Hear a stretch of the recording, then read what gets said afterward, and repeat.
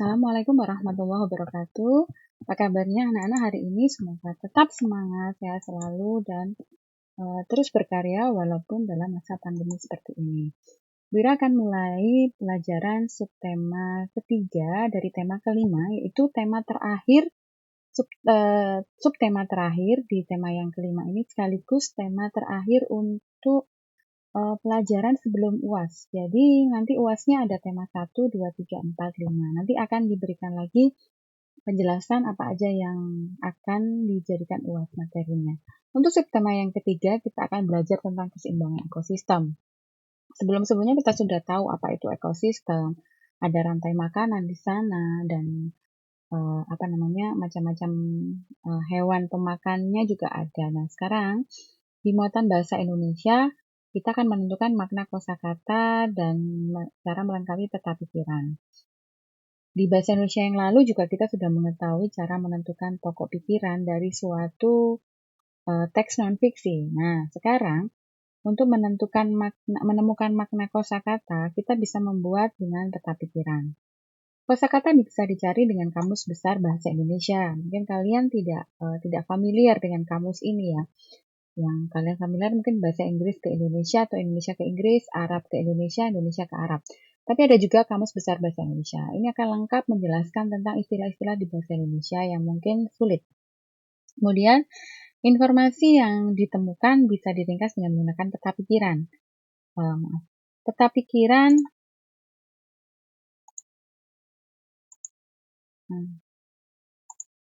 Peta pikiran dapat disajikan dengan cara yang kreatif dan menarik, ya. Terus hubungan rantai makanan dengan jaring-jaring makanan. Jadi awal mula itu adalah rantai makanan dari produsen ke konsumen 1, konsumen 2, konsumen 3. Misalnya padi dimakan oleh burung, burung dimakan ular, ular dimakan elang. Itu rantai makanan. Tapi kalau ada kumpulan beberapa rantai makanan itu dinamakan dengan jaring-jaring makanan. Contoh, ini ya, ada tumbuhan dimakan oleh kambing, kambing dimakan oleh serigala, serigala dimakan oleh harimau, ya kan? Harimau oleh pengurai. Ini rantai pertama. Kemudian rantai kedua, tumbuhan dimakan kelinci, kelinci dimakan apa ini ya? Seperti kucing ya, kucing musang dimakan harimau, itu. Contoh lagi tikus, tikus dimakan burung hantu, ya. Burung hantu bisa dimakan ular atau tikus dimakan ular, ular dimakan elang. Nah, ini beberapa rantai makanan disebut dengan jaring-jaring makanan. Di dalam jaring-jaring makanan terdapat 7 rantai makanan yang berhubungan. Tadi, tikus, ular, burung elang. Ada wortel, kelinci, serigala, harimau, ya. Terus di bahasa Indonesia tadi, membuat pertanyaan teks non-fiksi itu sama seperti yang sudah kita pelajari kemarin-kemarin, yaitu mengenai kata tanya, ada apa, mengapa, di mana, kapan, bagaimana, dan siapa. Kemudian apa yang disebut ekosistem, mengapa ekosistem harus dijaga, di mana ekosistem air tawar berada, kapan terjadi perubahan ekosistem, kemudian bagaimana terjadinya perubahan ekosistem, siapa bisa ditanyakan dengan siapa yang bertanggung jawab menjaga ekosistem lingkungan atau keseimbangan ekosistem. Kemudian pengaruh perubahan lingkungan terhadap keseimbangan ekosistem. Rantai makanan tidak akan terganggu selama semua komponen tetap berperan. Jadi jagung sebagai produsen itu ada, dimakan belalang, dimakan tikus, dimakan katak, belalangnya. Nah, kalau misalnya jika salah satu komponen tidak ada, maka akan terganggu. Misal, jagung ini terkena hama. Jadi tidak ada jagung, otomatis belalang itu tidak ada makanan atau makanannya berkurang. Makanan belalang berkurang, akhirnya belalang banyak yang mati, ya kan? Nah, kadal sama katak ini kan makanannya belalang tuh. Kalau belalangnya berkurang, otomatis katak dan kadal ini makanannya juga berkurang. Kalau belalang ini berkurang populasinya atau keberadaannya di lingkungan berkurang, katak dan kadal itu juga akan dipengaruhi karena dia makanannya yaitu belalang itu berkurang. Maka ada yang mati, seperti itu kataknya. Kalau katak makin sedikit, ular bingung, ya kan? Karena makanannya makin sedikit, kadalnya makin sedikit, tikusnya makin sedikit, kataknya makin sedikit, ularnya ada yang mati karena nggak makan. Begitu seterusnya. Jadi itu pengaruh perubahan lingkungan terhadap keseimbangan ekosistem. Oke, di muatan SPDP kita belajar gerak tari dan properti. Properti sudah berkali-kali ya dijelaskan apa itu properti. Kemudian gerak tari diawali dengan menentukan ide. Idenya tari itu bagaimana. Kemudian sumber ide melalui pengamatan. Nah, Bu Ira nggak ngerti nih cara-cara menciptakan gerak tari dari ide-ide itu. Biasanya begini, kalau sekarang itu namanya tari kreasi baru. Misalnya kita mau buat tari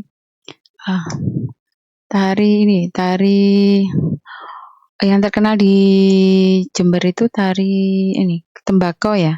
Tembakau itu namanya apa ya? Tari apa ya? Labako. Nah, tari labako itu gerakannya itu orang yang menanam pohon bakau, orang yang menjemur seperti itu. Jadi dari diamati, oh kalau jemur kayak gitu, mungkin ada gerakan yang ke atas, seperti orang menjemur, menanam bagaimana seperti itu. Kemudian ide tersebut dikembangkan dalam gerakan-gerakan, dilengkapi dengan properti. Misalnya kalau itu labako ya, mungkin nggak butuh karena cuman gerakan menjemur gitu. Kalau misalnya yang tari piringnya ditarik-tarikin gitu, ya butuh piring gitu kan, seperti itu. Ya. Kemudian di muatan bahasa Indonesia, menyimpulkan informasi dari teks non-fiksi, menyimpulkan berarti menyarikan informasi berdasarkan apa yang telah diuraikan. Untuk menyimpulkan informasi dari teks non-fiksi, kamu dapat mengacu pada hasil identifikasi teks non-fiksi berupa ide-ide pokok teks.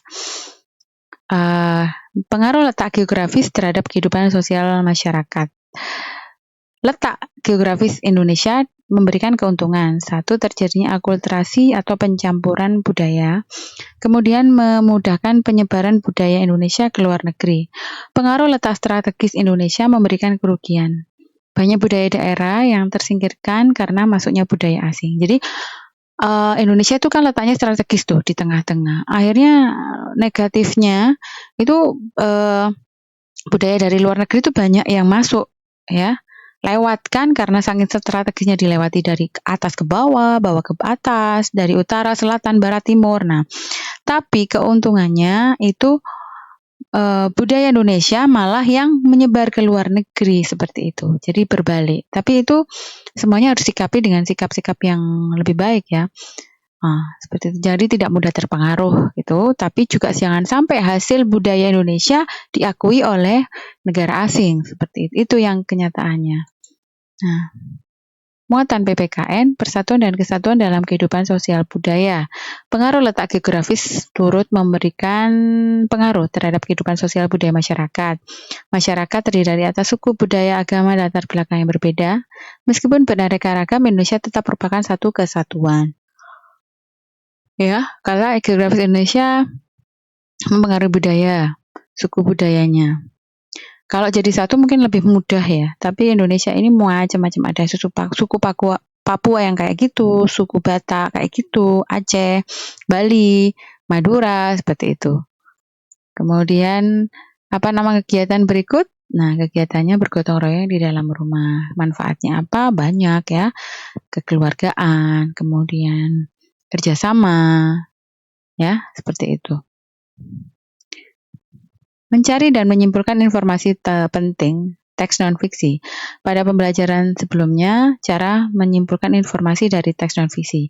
Cara menyimpulkan artikel sama dengan cara menyimpulkan teks non-fiksi. Sama aja. Jadi dibaca dulu. Indonesia sebagai negara maritim dan agraris. Agraris itu apa sih? Negara bertani ya, bercocok tanam. Karena lahannya bagus, iklimnya mendukung, tanamannya unggul. Alhamdulillah Indonesia itu subur sekali. Jadi menanam apapun insya Allah tumbuh. Dan maritim juga ya. Indonesia adalah pariwisata bahari yang menarik. Minyak buminya melimpah, sumber daya lautnya beraneka ragam. Makanya sering jadikan rebutan wilayah negara kita ini. Kita bersyukur tapi memang penuh tantangan ya. Karena banyak negara yang menjajah ingin mendapatkan keuntungan dari kekayaan yang yang diberikan Allah kepada negara kita. Kemudian persatuan dan kesatuan dalam kehidupan sosial budaya. Perbedaan lingkungan geografis menyebabkan kegiatan ekonomi yang beragam.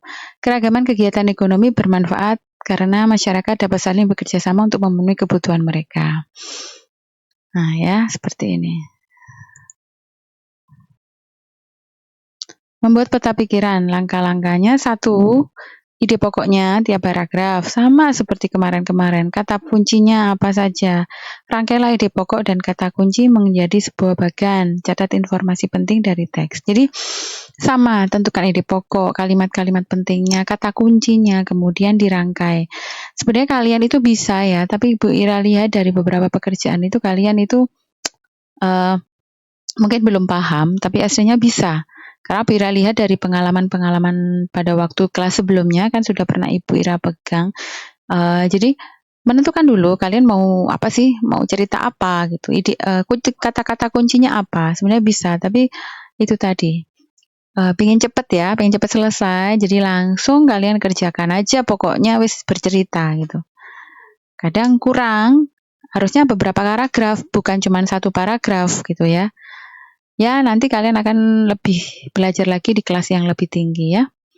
Oke, kita lanjutkan. Contoh peta pikiran. Nah, contoh ekosistem apa? Ekosistem misalnya ekosistem darat. Ekosistem itu apa? Ekosistem contohnya ekosistem darat. Pengertian ekosistem apa? Ini kan kata-kata peta pikiran ya. Kemudian komponen ekosistem apa? Ada produsen, ada konsumen. Kemudian keseimbangannya apa? Di situ akan tidak seimbang bila ada salah satu yang misalnya mati atau tidak tumbuh dengan baik, seperti itu. Jadi ini bisa dibuat cerita. Jadi ada berapa paragraf? Ada 5 atau 4 paragraf, seperti itu ya. 4 ya, ini judulnya misalnya. Ini paragraf 1, paragraf 2, paragraf 3, paragraf 4, seperti itu. Ya, jadi membuat cerita itu tidak langsung ujuk-ujuk selesai 1 paragraf, tuangkan semua, tidak. Kita sudah, gurunya sudah menjelaskan mulai dulu ya. Mulai kelas berapa ya? Membuat paragraf itu biasanya mulai kelas 3, 4, 5, 6 seperti itu. Oke. Pelajaran kelima, faktor-faktor yang mempengaruhi keseimbangan ekosistem.